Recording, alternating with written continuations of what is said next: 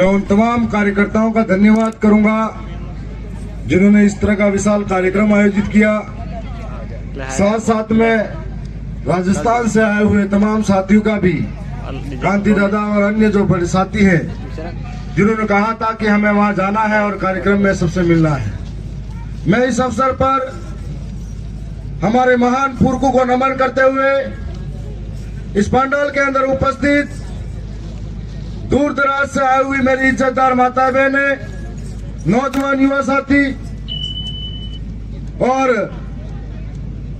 कर्मचारीगण, उन सबको मैं धन्यवाद जोहार करता हूं। हमारे कार्यक्रम व्यस्त हैं तो इधर से उधर सब जगह जा रहे थे। आपकी यहाँ के चतुर वसावा भी हमें रास्ते में मिले थे, उन्हें भी कई जगह कार्यक्रम करने थे। मैं शुरुआत करूंगा जो आदिवासी अपनी संस्कृति, परंपरा, विरासत और पुरखाई व्यवस्थाओं के कारण जाना जाता था, आज उसी आदिवासी की संस्कृति, परंपरा और पुरखाई व्यवस्थाएं बिखरी चितरी है, जिसकी वजह से हम हमारी आदिवासी होने की पहचान को खत्म होते नजर आ रहे हैं। तब हमारे बुद्धिजीवी वर्ग और तमाम चिंतकों ने कहा कि हमें आइए, बैठिए और समाज के लिए चिंतन करिए। और आज हम लोग चिंतन की दिशा में बढ़े कि किस तरीके से हमारे पूर्व के बिरसा मुंडा, हमारे जननायक और रॉबिन हुड कहे जाने वाले टांटे मामा और इस इलाके के कई जननायक हुए थे, जिन्होंने अपनी वैश्विक शासनकाल के अंदर या अंग्रेजों के सामने अपने लोगों को बचाते हुए अपनी जमीन बचाई, अपना जंगल बचाया, अपना अधिकार बचाए, जिसकी बदौलत हम सुरक्षित रहे। परंतु उसके बाद में हम कहते हैं कि 5 जनवरी 2011 कैलाश बनाम महाराष्ट्र सुप्रीम कोर्ट का जजमेंट कहता है कि इस देश का 11% आदिवासी मूल मालिक है। और जिन पुरखों ने हमें अधिकार दिए, अधिकार के बाद में हम मालिक हुए, मालिक के बाद में आज यह स्थिति होगी, मालिक से भिखारी बन गए। हर एक सरकारी दफ्तर में ठोकरें मारी जाती है। आज मेरे से राजस्थान की विधानसभा का सबसे कम उम्र का सदस्य हूं। जब मानगढ़ की पहाड़ी पर उस शहादत के बाद में हम भी एक बार गए थे, इस वैचारिक जन जागरण के बाद में, तो पहले सुना करते थे कि मानगढ़ के आसपास के जो गुजरात का आदिवासी है, महाराष्ट्र का आदिवासी है, राजस्थान का आदिवासी है और मध्य प्रदेश का आदिवासी है, ये सामाजिक रूप से, सांस्कृतिक रूप से और शैक्षणिक रूप से पुरखाई व्यवस्था के अंदर एक समान है। परंतु जब इन गांवों में घूमे तो वास्तव में लगा कि एक समान तो है, लेकिन आज बिखरे बिखरे हैं।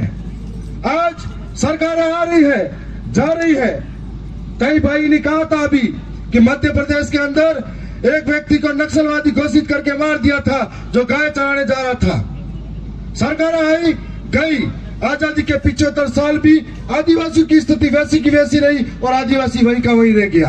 कभी विकास के नाम पर विस्थापित होना पड़ा, कभी स्टैच्यू ऑफ यूनिटी के नाम पर हजारों गांवों को उजड़ना पड़ा, कभी मणिपुर के अंदर 2 समुदाय को लड़ा के हमें आपस में उलझाया गया, कभी छत्तीसगढ़ के अंदर हसदेव के नाम पर हमारे गांवों को खाली कराया गया, तो कभी झारखंड के अंदर हजारों लोगों को बाहर विस्थापित होना पड़ा, तो कभी राजस्थान के अंदर पूरी अरावली को खनन के नाम पर खाली करके आदिवासियों को विस्थापित किया। और हम लोग देखते ही देखते रह गए।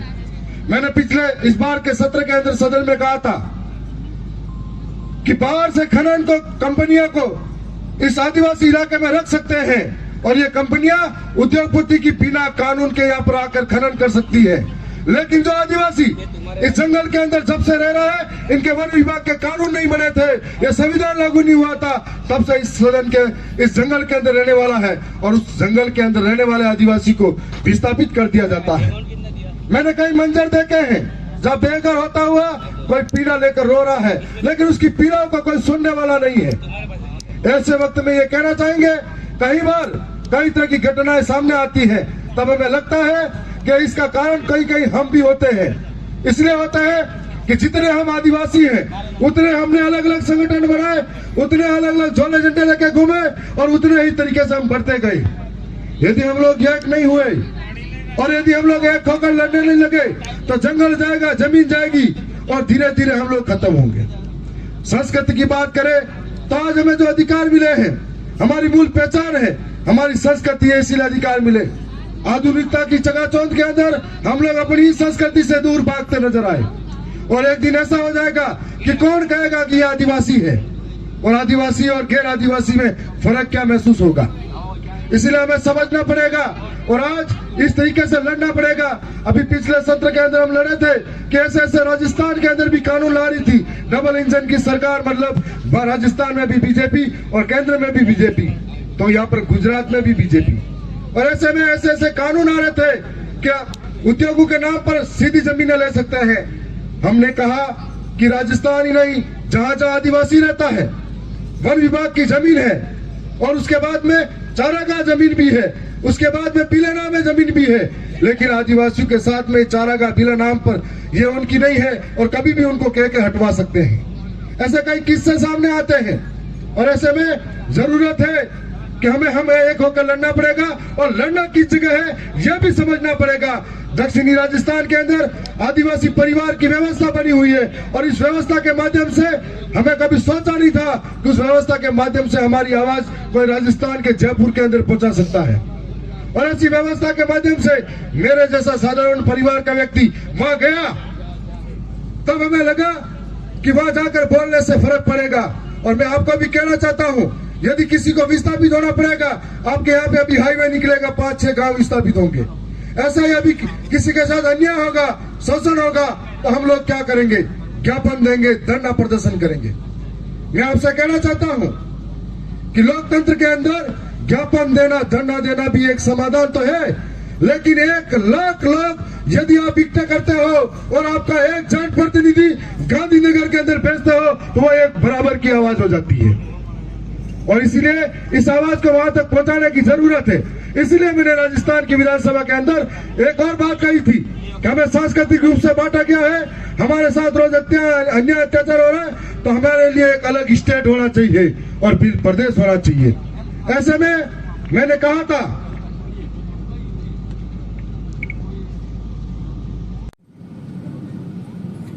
कि बिल प्रदेश क्यों जरूरी है।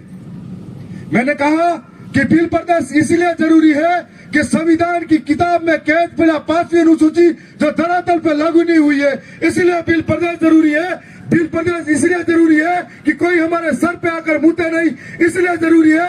बिल प्रदेश इसलिए जरूरी है कोई किसी को घसीटे नहीं, इसलिए जरूरी है। बिल प्रदेश इसलिए जरूरी है कोई हमसे जंगल से बेदखल नहीं करे, इसलिए जरूरी है। बिल प्रदेश इसलिए जरूरी है कि हमारा मालिकाना हक छीना नहीं, इसलिए जरूरी है। बिल प्रदेश इसलिए जरूरी है कि कोई हमें बांटकर हमारे ऊपर अत्याचार करे, इसलिए जरूरी है कि बिल प्रदेश हमारी शिक्षा व्यवस्था के साथ में हम लोग आगे बढ़े, हमारे इलाके में दूसरे अधिकारी आकर हम पर धो जमाए, ये चला नहीं, इसलिए बिल प्रदेश जरूरी है। और ये कोशिश हमने कराई है। और आज मुझे लगता है कि कोई किसी भी विचारधारा से हो, लेकिन राजस्थान के जयपुर में, गांधीनगर के अंदर, भोपाल के अंदर और महाराष्ट्र के मुंबई के अंदर एक साथ आवाज आदिवासियों के लिए उठेगी, तो ये सपना बिल प्रदेश का दूर नहीं होगा। ये सपना तब दूर नहीं होगा जब बिरसा के विचार अपने अंदर पनपेंगे, जब टंटे मामा के विचार अपने अंदर पनपेंगे, कालीबाई कलासुआ के विचार अपने अंदर पनपेंगे, और हर घर घर बिरसा मुंडा निकलेगा, हर घर घर कालीबाई निकलेगी, तब ये विचार और ये बिल प्रदेश जरूर बनेगा। और हम मानते हैं कि आने वाले समय में इस तरह का ही माहौल होगा। आज हम लोग यहाँ से जीत कर गए, साधारण परिवार से थे, हमारी व्यवस्था ऐसी है, अगर हम जीत कर गए और राजस्थान की सबसे बड़ी महापंचायत जयपुर के अंदर हम नहीं बोले हमारे समाज के लिए, तो हमें लगेगा कि हमारी समाज हमारी टिकट काट देगी। और यदि उनके लिए ऐसा प्रावधान है, यदि वो समाज के लिए बोले, तो उनकी पार्टी उनके लिए टिकट काट देगी। ये हम में और उनमें फर्क है। इसलिए हमें बोलना पड़ेगा, हमारी समाज को बचाना पड़ेगा। साथ साथ में जिसने वो दिन देखे हैं, वो समाज को समझ पाएगा। आने वाले समय में कई ऐसे अफसर आएंगे जो आपको समझाएंगे और आप इन बातों में आएंगे, तो हमें समझना पड़ेगा कि ऐसे ऐसे सरकारें कानून ला रही है कि जो हमारे लिए लड़ेगा नहीं, तो ऐसे ऐसे कानूनों से हम लोगों को बेदखल कब किया जाएगा मालूम नहीं पड़ेगा। अभी राजस्थान के अंदर एक कानून आया था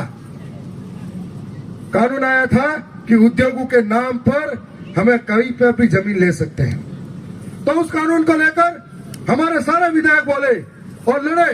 वो कानून वहां पर वापिस बहस में गया। अगर हम नहीं बोलते तो वो कानून सीधा लागू होता और कई लोगों की जमीनें चली जाती उद्योगों के नाम पर। हमारे वहां पर एक कानून और ला रहे हैं, धर्मांतरण का कानून। उस कानून पे फिर से हम बोले तो उस कानून को पीछे बैक किया और फिर से एक समिति बनाकर इस पर चर्चा कराई जाएगी, पीछे लेके आए।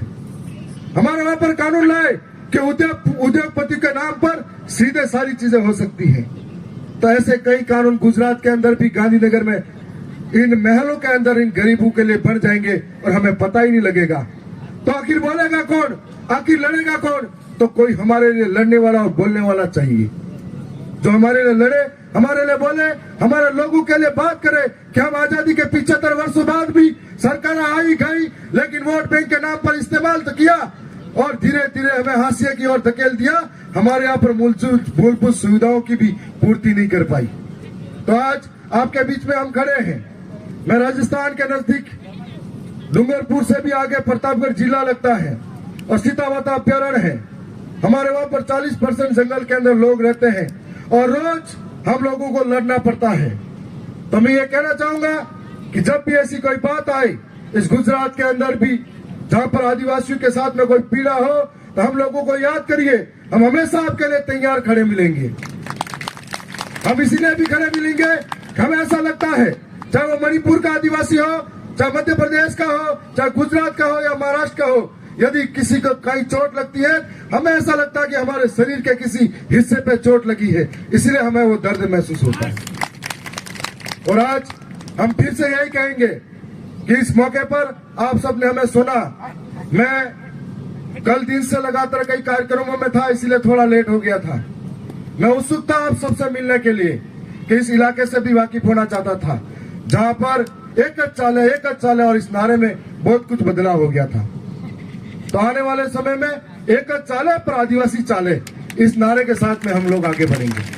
जब शुरुआत करते हैं तो कई तरह की विडंबना आएगी, कई तरह के कष्ट और संघर्ष आएंगे, कई लोगों को तकलीफ झेलनी पड़ेगी और ये तकलीफ और संघर्ष दक्षिणी राजस्थान वालों से पूछो, सबने झेले हुए हैं। और मुझे मालूम है कि आज इस चिंतन शिविर के बाद में सच्चे सिपाही की तरह, सच्चे आदिवासी की तरह शादी में जाओ या मौत मरण में जाओ, लेकिन हमारे समाज के अंदर फैली कुरीति को बचाओ।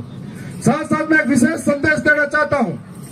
मैं नौजवानों से अपील करना चाहता हूं कि आजकल नौजवान हादसों का कई शिकार हो रहे हैं। हमें याद करिए, हमारे बिरसा मुंडा 26 साल की उम्र में समाज के लिए शहीद हुए थे। टंटे मामा समाज के लिए चले गए थे। ऐसे कई इस इलाके के भी नामी नाम हैं। जब वो लोग समाज के लिए शहीद हुए थे तो हम टेमली स्टार और राइडर बनकर घूमकर समाज को क्या देना चाहते हैं? तो हमें हमारे समाज को मजबूत करना है और एक एक बच्चे को शिक्षा से वंचित नहीं करना, उसको शिक्षा के साथ जोड़ना है, क्योंकि शिक्षा वह छेड़नी का दूध है, जो पिएगा वो दहाड़ेगा। मैं इतना ही कहूंगा कि हम सब अगर साथ चल पड़े तो आंधी तूफान खुद ही चल पड़ेगी। हम सब अगर साथ चल पड़े तो आंधी तूफान खुद ही चल पड़ेगी। सागरों की बात क्या, हिमगिरी सलीके ढल पड़ेंगे। हम सब अगर साथ चल पड़े तो दीप क्या, सूरज हजारों निकल पड़ेंगे। होना बहुत बहुत धन्यवाद। आप सबका जोहार।